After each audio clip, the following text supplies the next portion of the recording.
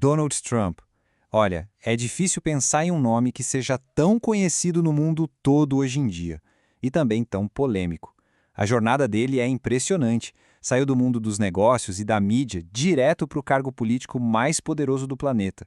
Mas aí fica a pergunta, né? Quem ele é, afinal? O empresário implacável? A estrela de TV super carismática? Ou o político que veio para romper com tudo? É essa a questão que vai guiar a gente enquanto a gente desvenda essas três facetas que definiram a trajetória dele.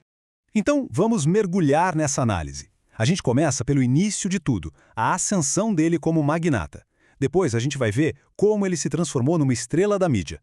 Na sequência, a sua chegada surpreendente à presidência, os 4 anos bem turbulentos na Casa Branca e, para fechar, vamos olhar para o legado e o que ele pode significar para o futuro. Nossa história começa no Queens, em Nova York. Pensa só, Donald Trump, recém-formado pela prestigiada Wharton School, já entra direto no negócio imobiliário da família. Foi exatamente ali que ele começou a construir as bases do império que, mais tarde, levaria o seu nome.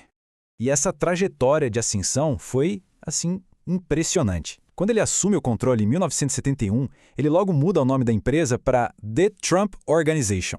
Já era um sinal de uma nova era.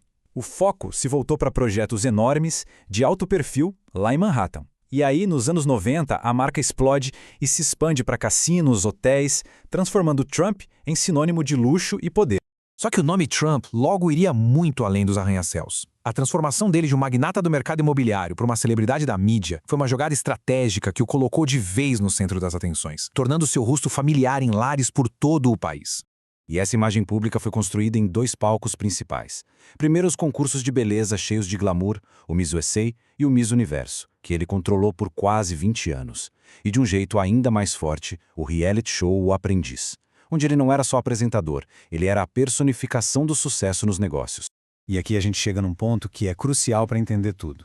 Os 11 anos que ele passou à frente de O Aprendiz foram muito mais do que um sucesso de audiência. O programa, na verdade, esculpiu a imagem pública dele, a do líder decidido, do negociador que não dá para trás.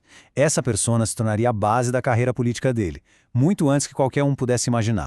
E então veio a virada mais inesperada de todas, a política. Um movimento que, na época, muitos analistas acharam que era só um capricho de celebridade, sabe? Mas que, na verdade, estava preparando o terreno para uma das campanhas presidenciais mais surpreendentes da história moderna.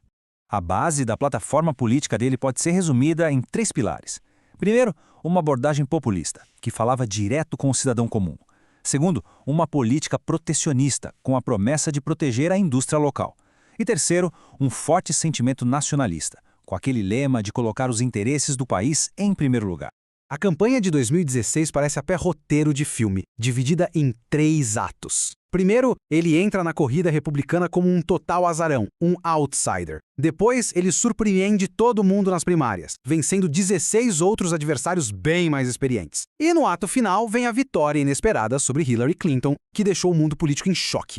E a eleição dele meio que reescreveu as regras do jogo. Ele se tornou a pessoa mais velha a assumir a presidência até aquele momento, foi o primeiro sem nenhuma experiência anterior, nem militar, nem no governo, e, claro, o indivíduo mais rico a ocupar o Salão Oval. Ou seja, a presidência dele, desde o primeiro dia, já era uma quebra de tradição. Uma vez na Casa Branca, os 4 anos de mandato foram uma sequência de ações ousadas e muitas vezes controversas, tanto dentro do país quanto no cenário mundial. Cada decisão gerava debates intensos e provocava mudanças que ecoam até hoje. Na política interna, as ações foram transformadoras. Ele nomeou 3 juízes conservadores para a Suprema Corte, o que molda o judiciário por décadas. Além disso, assinou uma grande reforma tributária, sancionou uma rara reforma bipartidária da justiça criminal e implementou aquela polêmica proibição de viagens que gerou protestos no mundo todo.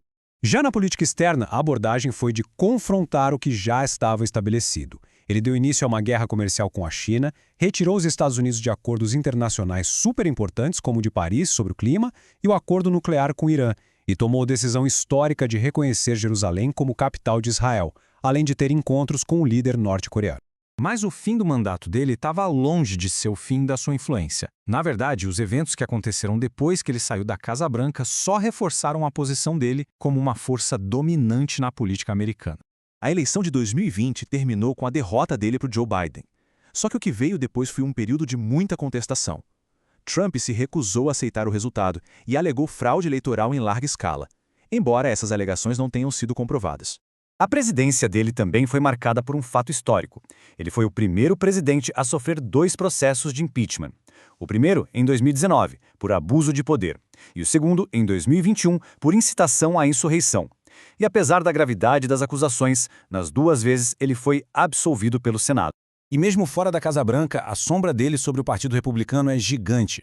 Ele continua sendo a figura mais poderosa e influente do partido, ditando a agenda e moldando o futuro dos republicanos.